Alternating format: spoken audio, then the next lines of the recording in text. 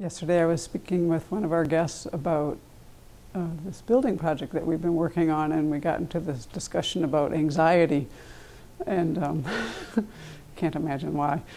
And so I've had the opportunity to live in a setting where you can watch your mind and have people to support you to have a positive mind, and to have help actually in the space to learn in a way that's different from the past. And so that's been very helpful, and also this has been quite challenging in some ways.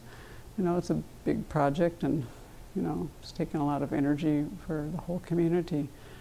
And I remember a year ago in November, I was quite struggling with anxiety in a way that I hadn't ever really had in my life before, or even recognized. And I also have had the opportunity here to help with a number of building projects, so I think that I've learned some different things, and the person I was talking to thought that this might be helpful for more in general than just building buildings, but just, you know, working with our daily lives and the ways that, you know, the things we have to deal with at work and with other people, and just situations that come up, especially ones that are prolonged, I guess. And so, of course, for myself, it always helps to kind of keep a balance of things like exercise and eating right and all those kind of things. And I try to do that, and sleeping well and all that, but sometimes that doesn't really happen. I think what I've learned over time is that the bigger thing is what I'm doing with my mind, and in that, one of the biggest lessons for me have been around my thoughts and attitudes. And in particular, the strongest one has been, in my experience, on the experiential level, has been looking at my experience with this building, which is quite complicated, and this other building, which we did in 2008 and 2009, which is probably 30 times less complicated. But this experience has been more positive this time, even though we ran into more problems, actually. And I have to say that after we finished that building in 2009, one of the Carmelite nuns asked me, she said, "Oh, you must be very proud." And I actually wasn't proud at all, because I actually had some feelings of having failed, and had a lot of things to learn at that time, just in terms of working with my mind more positively. And what really came out of this experience over some years now is, and my aspiration is to be able to hold this as I move forward, which, you know, of course will take practice, but it really, I feel much more realistic about long and big endeavors and what they take. When we built Gautami, my view was that things, and I wasn't so aware of this, was that things should go perfectly, and then when they didn't go perfectly, my emotional response was failure, you know. So on this building, things did not go perfectly, and problems arose almost daily. And what I finally came to understand, really understand, at least in that context, was problems are natural. They are part of it. And you know, we can expand that out in many ways as Dharma practitioners, but at least in terms of this kind of thing, it's just natural for problems to arise. And most of the time, we had the experience of them being resolved within that day or the next. Now, we had some that lasted a lot longer than that, but we also had many, many more that would really be resolved quite readily, and I could let my mind get really revved up. Or, you know, I had actually one reason I quit having so much anxiety is because I just ran out of energy for it.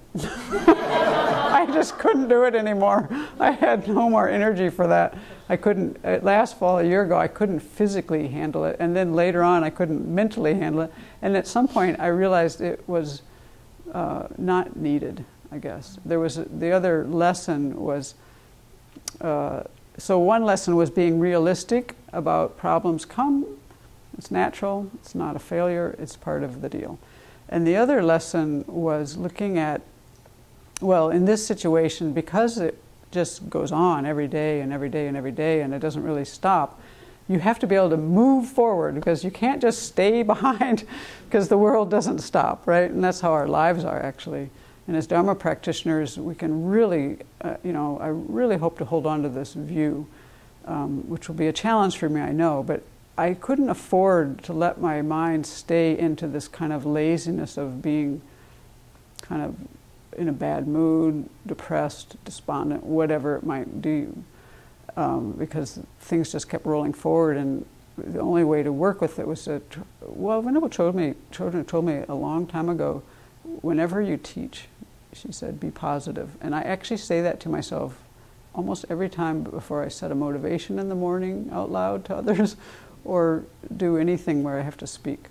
Because for me, what she made me aware of years before that was I wasn't so aware of how negative my thinking was.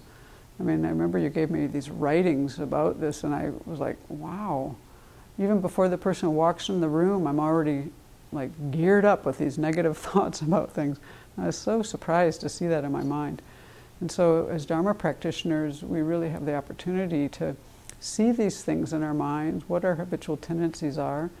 And it was also helpful for me to see that even in rereading the biography of Jetsuma Tenzin Palmo, that about her, this 12 years in this cave, all of her meditation, she actually talked about this kind of laziness of, she said, when I actually made the effort, I was so surprised at what I could accomplish.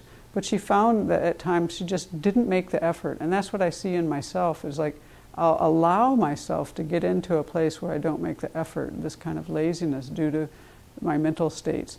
And in this particular project with the building, I didn't really have the luxury to do that, or I didn't allow myself the luxury to do that.